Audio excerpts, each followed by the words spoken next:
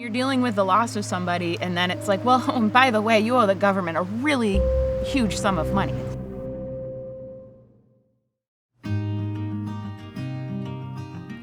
We started out as a fruit farm, and we grew all sorts of different types of fruit and shipped them. And the winery was started because grape prices really had started to fall off in the late 70s and early 80s. You know, all the original people who had been farming for generations couldn't sell the grapes.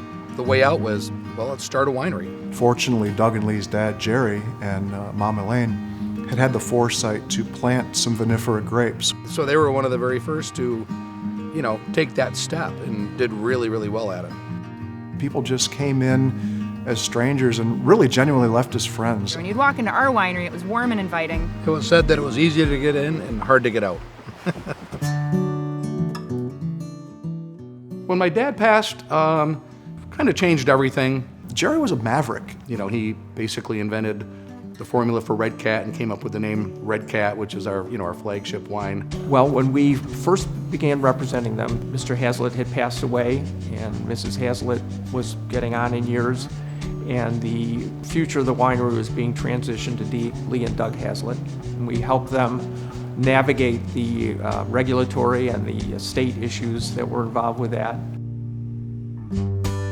We knew we needed to do estate planning, but it really wasn't getting done, you know, on the small local level. The attorney that we had said that the estate plan was all set, but when we asked to actually see it, all of a sudden it wasn't there.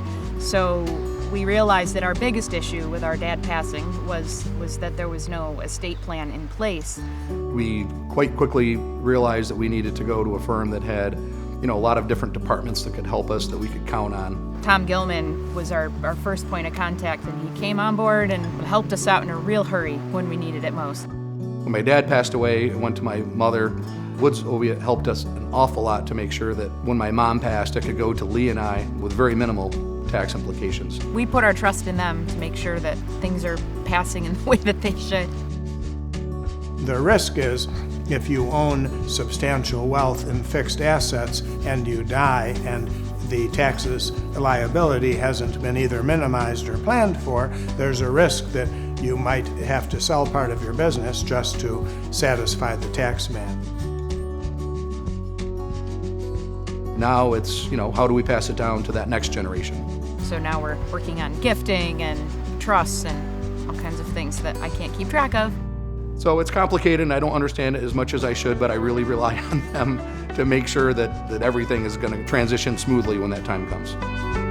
If we didn't have the help of Woods Oviatt Gilman to prepare us for that, it would have been quite devastating to the company. There would have been hundreds of thousands of dollars of taxes that would have needed to have been paid for a lot of years, and it really would have been a hardship. Here's to Mom and Dad. I'm sure they're up there. Cheers to Mom and Dad.